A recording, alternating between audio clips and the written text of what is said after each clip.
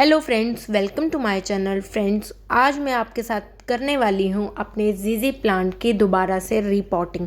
मैंने अपनी पिछली शॉपिंग वीडियो में आप लोगों को दिखाया था कि मेरा जीजी प्लांट इस तरीके से ख़राब हुआ बारिश के पानी से।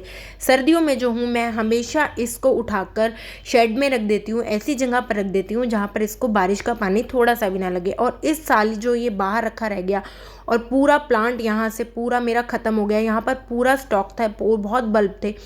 कितने बल्ब तो मैं निकाल कर फेंक चुकी हूँ और कितने एक बल्ब इसमें अंदर होंगे। तो देखिए इस तरीके से ये जो है थोड़े से बल्ब इसमें बचे हुए हैं, उसी में ये स्टॉक लगी हुई है।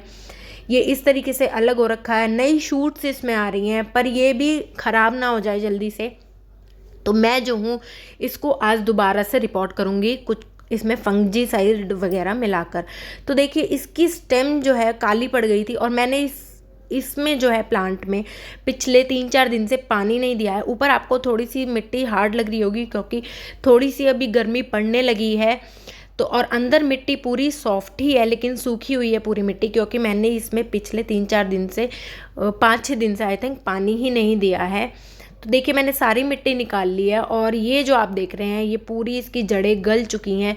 जो इसमें गली हुई जड़ें हैं, जो ताज़ी जड़ें हैं वो मैं निकाल दूंगी और जो सूख चुकी हैं वो मैं इसमें वापस से मिट्टी में मिक्स करके मिला दूंगी।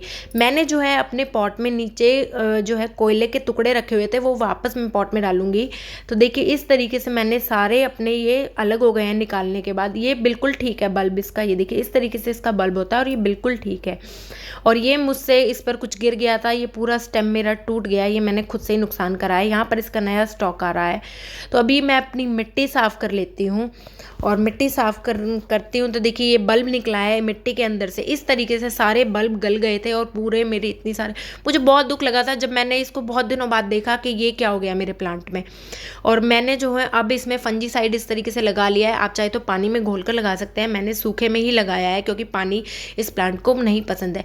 इसमें मैंने थोड़ी सी वर्मी कंपोस्ट मिलाई है, थोड़ी सी अपनी लकड़ी की राख मिलाई है। जो मैंने प्लांट पिछली बार काटे थे, कटिंग करी थी, उनको मैंने जला लिया था और थोड़ा सा फंजीसाइड मिलाया है।